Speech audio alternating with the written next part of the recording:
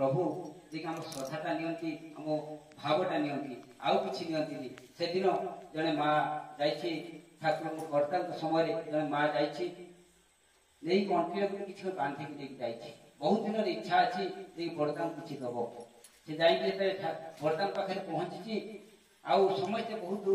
लोक आसिछन्ति आपण जाइथिबे आश्रम बहुत लोक बहुत जिनस नहीं सब जाती जेते आश्रम जाती किए कौन नहीं जाए ता मन नहीं से जाए आउ समस्ते नहीं दियती आचार्य पाखे दियती ठाकुर दियती से बड़दा थिले बड़दान पाखे समस्त दउछन्ति जने माँ अति गरीब घर माँ ता पाखे किछि नाही देखुची ये जिनस सब समस्त दउछन्ति से मन माने भाबुची मो ये जिनसटा देबी मालिक मन ग्रहण करिवे आउ मते लज्जा लागिवो थुणा लागिवो भय लागिवो एई से माटी संतर्पणा पछु पछु फेरी जाउची बर्तमान नजर करूची ये देखुचंती माँ जन पछु पछु फेरी जाउचंती डाक्टर माँ एखाने आसो सेठू समस्ते अच्छी क्या कहते माँ जन को अति भय थरी थरी जाऊछ गला भितर माँ तू मो जो जिनसा आनी लुचेक रखीचु कौन तो कांड लुचेक रखीचु मत दबू ना भावग्राही तक बुझीचन से कथा से माँ नहीं जाइए किसी कोयामती की छड़े अति सफा सुतरा करके अंतर बांधिकी नहीं मालिक देवाई मालिक से भावटा ग्रहण कर सांगे सांगे बुझी से कोयामती दीटा ठाकुर नहीं बड़का नहीं पाठ सांगे सांगे पकड़ ये हूँ भावग्राही आम जेमती भाव आम अर्पण करवा से आम भावटा ग्रहण कर वास्तव भाव परम प्रेम श्री ठाकुर चंद्र धरापृष्ठ को आसी समस्त को उद्धार करने से दिन जड़े भाई जे कौन कर मन मध्य बहुत ग्लानि अच्छी देखिए दुख अच्छी से कथा प्रकाश कर पारना आउ परिवार अशांति अच्छी एमती भाव से मन माने चिंता कर मालिक की जनईबी मोर भावटा जनईबी आउ या कौन हुई स्वल्प रोजगार अच्छी आउ परिवार समस्त कहते देखिए तो आसाम जाकि चा बगीचा से कौन कर ना कंट्राक्ट कर कंट्राक्ट करके सब कौन कर आसाम चा बगीचा कंट्राक्ट करके सब कौन कौन बंगाली लोक मैंने सब जाती आउ बहुत लेबर को लगाती लेबर लगे सब कौन करती ना कम बहुत रोजगार करती ये से कमटा पाई से जाई कौन कर कंट्राक्ट कर समस्त जे लोक लेबर लगे आउ एमती मात्रा एमती लोभी हो जाए किसी भाई मान प्ररोचन लोभी हो आउ लेबर मान शोषण कर कम दरमा देसी अधिक लाभ देती भाव आसाम विप्लवी लोक से बहुत नक्सलिस्ट से सब मिसिकी कौन कर बंगाली मानक केमी कंट्राक्ट मान दूरे देवे आउ एठू हटेदेवे तेणु से 60 जन कंट्राक्टर को छरिक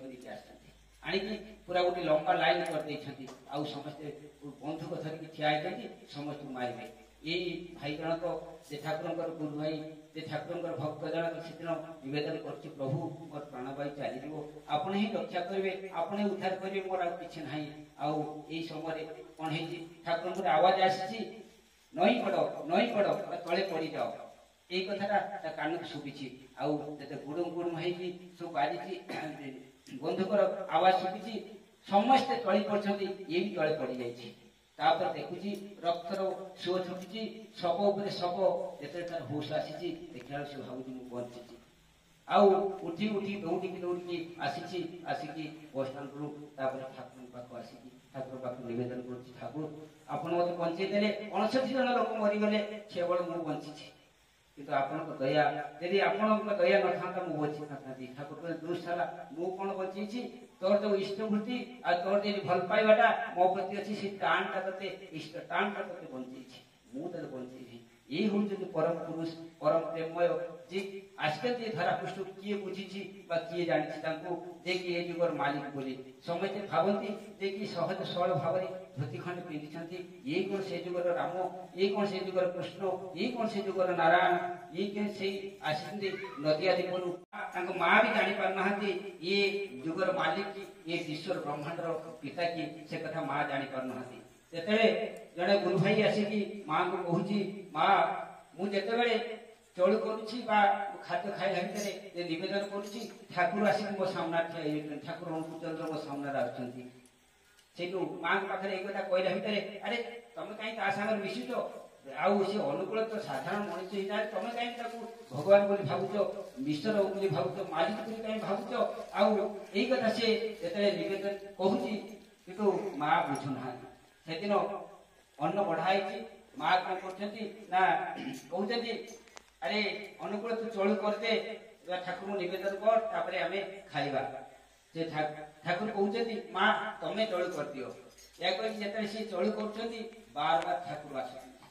ବାର ବାର ଠାକୁର ତାଙ୍କ ସାମ୍ନାକୁ ଆସୁଛନ୍ତି, ଅନୁକୂଳ ଆସୁଛନ୍ତି ତାଙ୍କ ସାମ୍ନାକୁ ଆସୁଛନ୍ତି। ଯେତେବେଳେ ମା ଶେଷରେ କହୁଛନ୍ତି, ଆରେ ଅନୁକୂଳ ଶେଷରେ ତୋ ଅଇଁଠା ମତେ ଖାଇବାକୁ ହେଲା। ମା ସେତେ ପର୍ଯ୍ୟନ୍ତ ବୁଝିପାରୁନଥିଲେ ଇଏ ହଉଛନ୍ତି ଜଗତର ମାଲିକ ବୋଲି। ସେଇଦିନ ମା ଜାଣିଲେ ଇଏ ହଉଛନ୍ତି ବିଶ୍ୱ ଚରାଚର ମାଲିକ, ସହଜ ମଣିଷ ନୁହନ୍ତି। ସେ ପ୍ରଭୁ ଆସିଛନ୍ତି ସମସ୍ତଙ୍କୁ ଉଦ୍ଧାର କରିବା ପାଇଁ। ଆଉ କହିବାର ବାହୁଲ୍ୟତା ନାହିଁ। ଯୋଉ ଭାବରେ, ଯୋଉ ବୋଧରେ, ଆଉ ଯୋଉ ଆତ୍ମା ଶାନ୍ତି ନେଇକି ଆପଣମାନେ ଯେ ଠାକୁରଙ୍କୁ ଧରିଛନ୍ତି, ଆଉ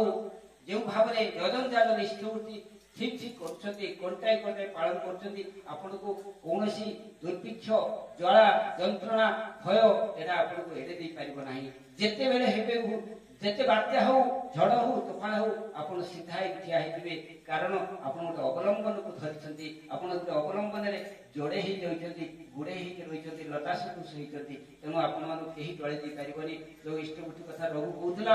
ଠିକ ଠିକ ଜଣେ କରେ 30 ଦିନ ପଠାଏ, ତାର କିଛି ବି ହେବ ନାହିଁ। ବିପଦ ଆସିବ କିନ୍ତୁ ତା ବାଟ ସେ ପଳେଇବ। ଠାକୁର କହୁଛନ୍ତି ସେଇଥିପାଇଁ ମତେ ତ ହୃଦୟ ଟିକେ ସ୍ଥାନ ଦେ, ମୁଁ ତ କମ ହେଇଛି। କିନ୍ତୁ ଆମ ହୃଦୟରେ ଆମେ ସ୍ଥାନ ଦେବାଟା ବହୁତ କ୍ୱଚିତ ମିଳେ। କିନ୍ତୁ ସବୁ ସମୟ ପାଇଁ ଆମେ ନିଜ କଥାରେ ବ୍ୟସ୍ତ ରହନ୍ତି, ନିଜ ପରିବାର, ନିଜ ଛୁଆ ପିଲାଙ୍କ ପାଇଁ, ସମସ୍ୟା ପାଇଁ ବ୍ୟସ୍ତ ହୁଅନ୍ତି। କିନ୍ତୁ ବାସ୍ତବିକ ଠାକୁରଙ୍କୁ ନେଇକି ଆମେ ମଙ୍ଗଳ କଥାରେ ଯାଆନ୍ତି ନାହିଁ। ଆଜି ଦେଖିବି ଜଣଙ୍କ ଘରେ ଆଜି ଠାକୁରଙ୍କୁ ଯିଏ ବସେଇଛି, ଯୋଉ ଆପଣମାନେ ଜାଣିଥିବେ, ଆଜି ସତ୍ସଙ୍ଗ ହଉଥିଲା, ଯେଉଁଭଳି ଭାବରେ ସେ ଠାକୁରଙ୍କୁ ସଜେଇଛି ଯେ କି ଆମେ ପୁଅ ବାହାଘର, ଝିଅ ବାହାଘର ବହୁତ ଖର୍ଚ୍ଚ କରନ୍ତି, କିନ୍ତୁ ସେ ଠାକୁରଙ୍କ ପାଇଁ ଦେନ ଦାନ କରିକି ଯେମିତି ଠାକୁରଙ୍କୁ ବସିଛି, ଆପଣ ଦେଖିଲେ ଆଖି ଖୁସି ହେଇଯିବ ଯେ ଭାବି ଏଇ ମନ୍ଦିର ଠାକୁର ନିଜେ ଆସିବେ। ଯାହା ହଉ, ସର୍ବଶେଷରେ ଏଇ ପରିବାର ମଙ୍ଗଳ, ଆପଣମାନଙ୍କର ମଙ୍ଗଳ କାମନା କରି ରହିଲେ। ଜୟ ଗୁରୁ।